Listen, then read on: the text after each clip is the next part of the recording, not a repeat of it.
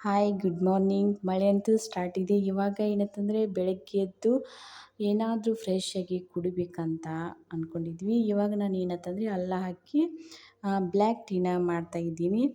Black tea ಮಾಡೋದಂತೂ ನಿಮಗೆಲ್ಲ ಗೊತ್ತೇ ಇದೆ. ಬಟ್ ಏನಂತಂದರೆ ನಾವು ಚಳಿ ಇದೆ ಅಂತ ಬರೀ ಬ್ಲ್ಯಾಕ್ ಟೀ ಕುಡಿದ್ರೆ ಅಷ್ಟೇ ಆಗೋದಿಲ್ಲ. ಅದರಲ್ಲಿ ಏನಾದರೂ ಅಲ್ಲ ಹಾಕ್ಬೋದು, ಒಂದೊಂದು ಸಾರಿ ಏಲಕ್ಕಿ ಹಾಕಿ ಮಾಡ್ಬೋದು, ಒಂದೊಂದು ಸಾರಿ ನಾವು ಲವಂಗ, ಬೆಲ್ಲ, ಆಮೇಲೆ ತುಳಸಿ ತಪ್ಪಲನ ಹಾಕಿ ಮಾಡಿದರೆ ನಮಗೆ ಕೆಮ್ಮು, ನೆಗಡಿ ಇದು ಯಾವುದೇ ಬರೋದಿಲ್ಲ. ಅದನ್ನು ಹಾಕಿ ಕೂಡ ನಾವು ಬ್ಲ್ಯಾಕ್ ಟೀ ಮಾಡ್ಕೊಂಡು ಕುಡಿಬೋದು. ನಮ್ಮ ಬ್ಲ್ಯಾಕ್ ಟೀ ಈಗ ರೆಡಿ ಆಯಿತು. ಈ ಅಲ್ಲ ಹಾಕಿ ಟೀ ಮಾಡೋದ್ರಿಂದ ನಮ್ಮದು ಏನಂತಂದರೆ ವೇಟ್ ಗೇನ್ ಆಗೋದಿಲ್ಲ, ವೇಟ್ ಲಾಸ್ ಆಗ್ತದೆ. ಈ ರೀತಿಯಾಗಿ ನಾವು ಬ್ಲ್ಯಾಕ್ ಟೀಯನ್ನು ಮಾಡ್ಕೋಬೋದು. ಏನಂತಂದರೆ ಈ ಬ್ಲ್ಯಾಕ್ ಟೀ ಕುಡಿಯೋದ್ರಿಂದನೂ ಒಳ್ಳೆಯದಂತೆ. ಹಾಲಿನ ಟೀ ಕುಡಿಯೋದ್ರಿಂದ ಕೊಬ್ಬು ಜಾಸ್ತಿ ಆಗುತ್ತದೆ ಅಂತೆ. ಅದಕ್ಕೆ ಬೆಳಗ್ಗೆ ಇದನ್ನು ಕುಡಿದ್ರೆ ಪಿತ್ ಕೂಡ ಆಗ್ಬೋದು.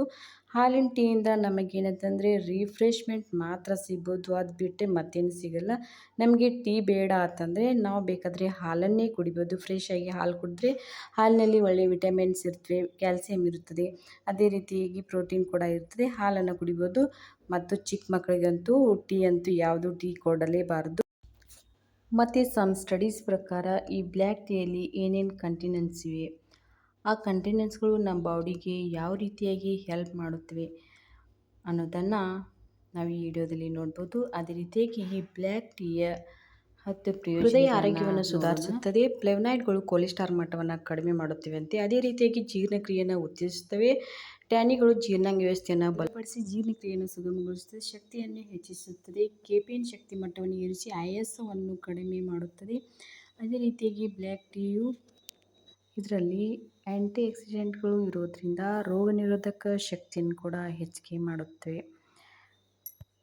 ಕೆಫೀನ್ ಮತ್ತು ಎಲ್ಥಿನಿಯ ಅಂಶ ಇರೋದರಿಂದ ಏಕಾಗ್ರತೆಯನ್ನು ಕೂಡ ಹೆಚ್ಚಿಗೆ ಮಾಡುತ್ತವೆ. ಮಾನಸಿಕ ಜಾಗೃತಿಯನ್ನು ಕೂಡ ಹೆಚ್ಚಿಗೆ ಮಾಡುತ್ತವೆ.